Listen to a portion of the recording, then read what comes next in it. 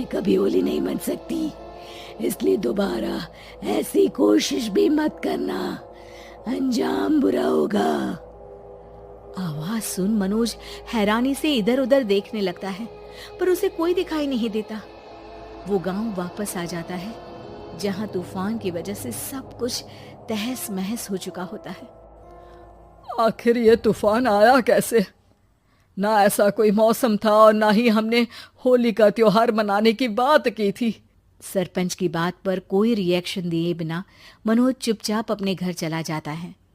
इस तरह देखते ही देखते होली का दिन भी आ जाता है और मनोज रंग लेकर गांव में निकल जाता है, लेकिन गांव पूरी तरह खाली होता है।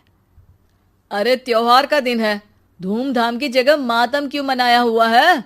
मनोज की आवाज सुन सब अपने घर की खिड़कियां खोल के घर के अंदर से ही उसे वापस जाने के लिए कहने लगते हैं, पर वो किसी की नहीं सुनता। तुझे पहले भी समझाया था, अगर होली खेलने की कोशिश भी की तो अच्छा नहीं होगा। अरे बात मान लो बेटा, तुम्हें सच नहीं पता। मुझे सब पता है। सालों पहले इस राजा ने एक अंधविश्वास फैलाया और आप लोग आज तक उसे मानते आ रहे हो। अरे बेटा, जब तुम पैदा भी नहीं हुए थे उससे भी बहुत पहले से इस गांव पर होली का श्राप है। अगर गांव में होली का त्योहार मनाया जाता है तो प्रलय आना पक्की बात होती है।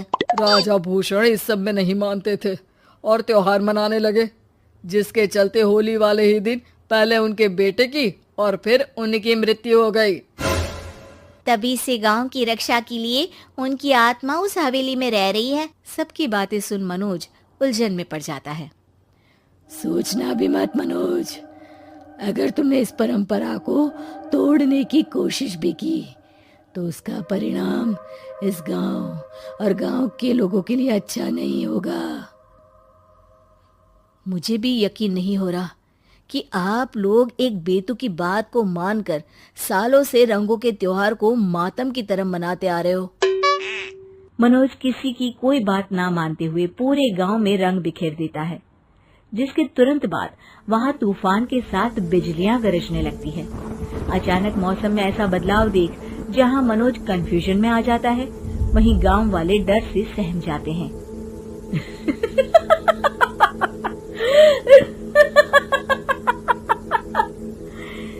इस लड़के ने हमारे जैसे सिर्फ अपने स्वार्थ के लिए नहीं बल्कि पूरे गांव की खुशियों के लिए यहाँ होली मनाई है, जिस वजह से अब इस गांव पर होली का श्राप टूटता है।